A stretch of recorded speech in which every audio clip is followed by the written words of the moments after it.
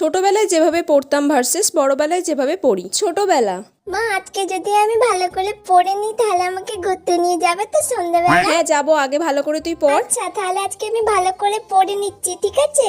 A for apple, B for ball, C for cat, D for dog, M for moon, M for moon, M for moon. কি রে, কি পড়ছিস তুই? হ্যাঁ মা পড়ছি। O for orange. বড়বেলা। উফ বাবা, এতগুলো বড় কোয়েশ্চেন দিয়েছে। কয়েকটা বড় কোয়েশ্চেন তো আমার এখনই হয়ে যাবে 3-4টা, আর বাকি কালকে কয়েকটা করে নেবো, ব্যাস হয়ে যাবে।